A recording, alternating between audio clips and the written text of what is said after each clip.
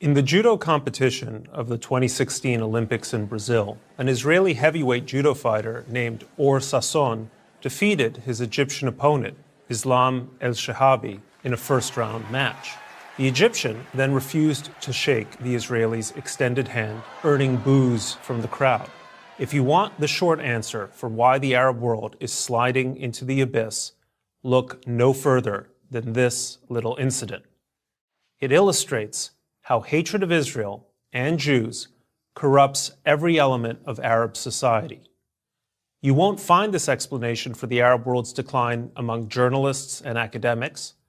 They reflexively blame the usual suspects: the legacy of colonialism, unemployed youth, the Sunni-Shia sectarian divide, and every other politically correct excuse they can think of. For them, hatred of Israel is treated like sand in Arabia, just part of the landscape. Yet the fact remains that over the past 70 years, the Arab world expelled virtually all of its Jews, some 900,000 people, while holding on to its hatred of them. Over time, the result proved fatal: a combination of lost human capital, expensive wars against Israel, and an intellectual life perverted by conspiracy theories and a perpetual search for scapegoats. The Arab world's problems are a problem of an Arab mindset, and the name of that problem is anti-Semitism. As a historical phenomenon, this is not unique. Historian Paul Johnson has noted that wherever anti-Semitism took hold, social and political decline almost inevitably followed. Just a few examples. Spain expelled its Jews in 1492.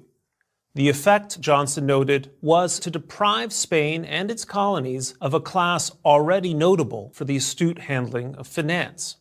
In Tsarist Russia, the adoption of numerous anti-Semitic laws ultimately weakened and corrupted the entire Russian government.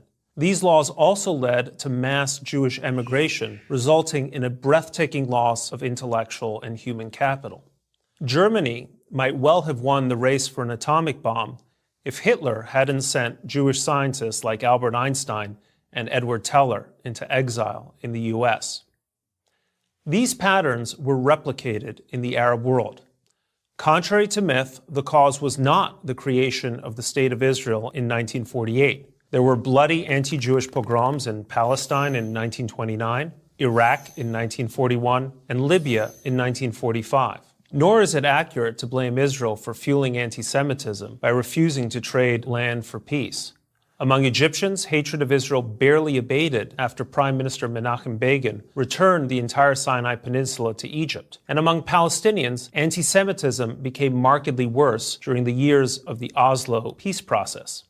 Johnson called anti-Semitism a highly infectious disease capable of overwhelming intellectuals and simpletons alike.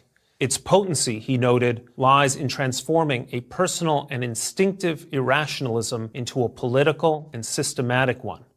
For the Jew hater, every crime has the same culprit and every problem has the same solution. Anti-Semitism makes the world seem simple. In doing so, it condemns the anti-Semite to a permanent darkness. Today, there is no great university in the Arab world, no serious scientific research, stunted literary culture. In 2015, the U.S. Patent Office reported 3,804 patents from Israel, as compared with 30 from Egypt, the largest Arab country. Hatred of Israel and Jews has also deprived the Arab world of both the resources and the example of its neighbor. Israel quietly supplies water to Jordan, helping to ease the burden of Syrian refugees, and quietly provides surveillance and reconnaissance capabilities to Egypt to fight ISIS in the Sinai. But this is largely unknown among Arabs, for whom the only permissible image of Israel is an Israeli soldier in riot gear abusing a Palestinian. Successful nations make a point of trying to learn from their neighbors. The Arab world has been taught over generations only to hate theirs. This may be starting to change. Recently, the Arab world has been forced to face up to its own failings in ways it cannot easily blame on Israel. The change can be seen in the budding rapprochement between Jerusalem and Cairo, Riyadh, and Abu Dhabi. But that's not enough. So long as an Arab athlete can't pay his Israeli opposite the courtesy of a handshake, the disease of the Arab mind and the misfortunes of its world will continue. For Israel, this is a pity. For the Arabs, it's a calamity. I'm Brett Stevens. To subscribe to our YouTube channel, click here. To help keep our videos free, donate here.